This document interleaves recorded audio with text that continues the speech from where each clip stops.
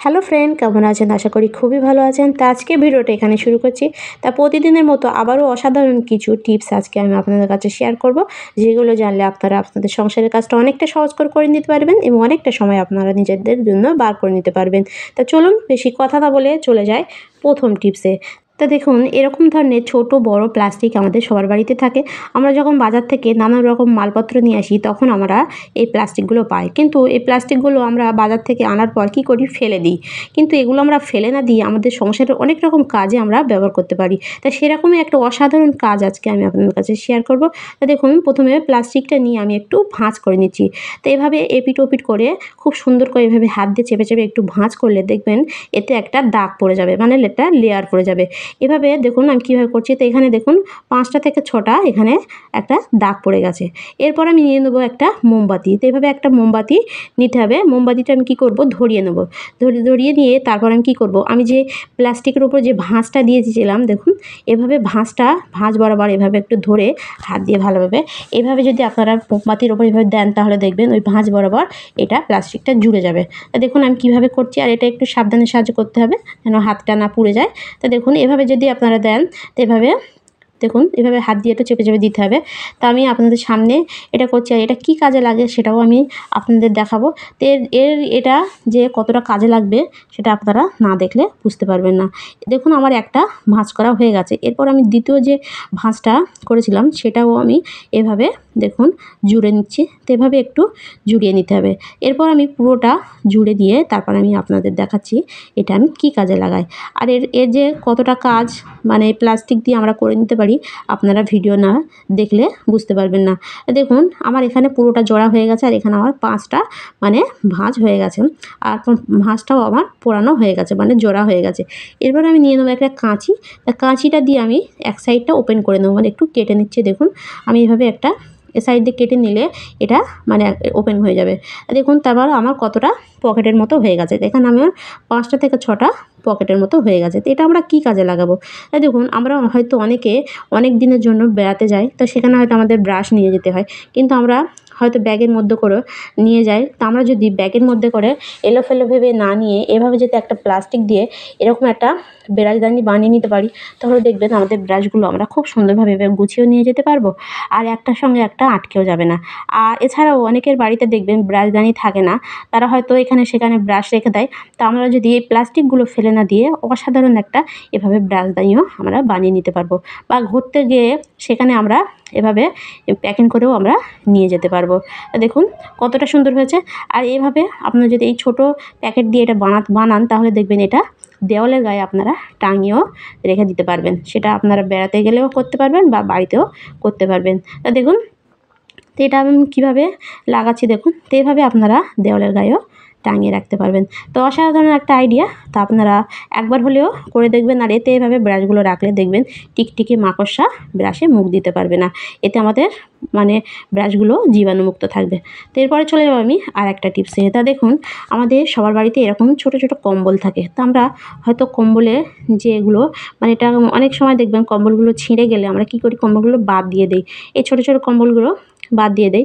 তো এগুলো আবার বাদ দিয়ে না দিয়ে এটা আমরা আবার একটা কাজে লাগাতে পারি, ছেঁড়া কম্বল দিয়ে বা ছোটো কম্বল দিয়ে। দেখুন আমি কম্বলটা একটু লম্বা করে ভাঁজ করে নিয়েছি। তো দিয়ে এভাবে একটু গুলিয়ে নেব। এভাবে একটু গুলিয়ে নিতে হবে। নিয়ে এটা আমি কি করব? দেখুন তারপর আমি নিয়ে নেব বাড়িতে থাকা একটা মানে বাদ দেওয়া ওড়না বা চাদর, আপনারা যাই নিতে পারেন। তো এখানে আমি একটা চাদর নিয়েছি। তো এই চাদরটাও আমি ইউজ করি না। তো এইভাবে এই চাদরটা আমি কী করব? এই কম্বলের গায়ে এভাবে জড়িয়ে দেবো। তো এভাবে ভালোভাবে একটু জড়িয়ে দিতে হবে। দিয়ে কী করব? তো দেখুন এটা পুরোটা জড়ানো হয়ে গেলে তারপর আমি আপনাদের দেখাচ্ছি এটা কেমন হয় আর এটা কী কাজে লাগায়। তো দেখুন তো এটা পুরোটা জড়ানো হয়ে গেছে। এরপর আমি কী করব? 2 মাথায় এভাবে এটা ধরে আমি একটা গার্ডার লাগিয়ে, মানে গার্ডার আমাদের বাড়িতে সবার বাড়িতেই গার্ডার থাকে। তো এই গার্ডার আমি লাগিয়ে দেবো। তো আপনারা চাইলে আপনারা যদি করতে চান তাহলে সেলাইও করে দিতে পারেন। তো এভাবে করে দেওয়ার পরে দেখবেন এটা একটা মানে ছোট্ট একটা পাশ বালিশের মতো হয়ে যাবে। তো এরকম কম্বল আমরা মানে ছিঁড়ে যাওয়া কম্বল ফেলে না দিয়ে এরকম আমরা বাড়িতেই বানিয়ে নিতে পারি ছোট ছোট বালিশ।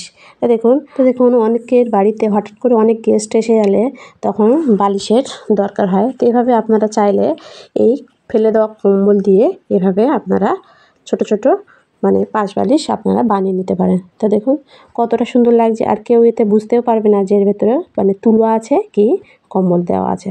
তো অসাধারণ একটা আইডিয়া। তো এটাও চাইলে আপনারা একবার হলে করে দেখতে পারেন, আশা করছি আপনাদের অনেকটা কাজে লাগবে। তো এরপরে চলে যাবো আমি আর একটা টিপসে। তা দেখুন ডিম আমরা সবাই খাই, আর ডিম বিশেষ করে আমাদের যখন অল্প অল্প ডিম সিদ্ধ করতে হয় তখন দেখবেন আমাদের হাঁড়িতে করে সিদ্ধ করতে গেলে বা কড়াই ঝাঁতে করবেন আপনারা দেখবেন অনেকটা গ্যাস পড়ে। তা আমরা কীভাবে সেদ্ধ করলে এটা আমাদের খুব তাড়াতাড়িও হয়ে যাবে আর গ্যাসও পুড়বে না এই ডিম, সেটাই আমি আজকে আপনাদের দেখাবো। তাই এখানে আমি 3টে ডিম বিনা গ্যাসে মানে আলাদা গ্যাস না পুড়িয়ে আমি আপনাদের সিদ্ধ করে দেখাবো। তা খুব সহজে আপনারা কিভাবে সিদ্ধ করবেন বাড়তি গ্যাস না পুড়িয়ে।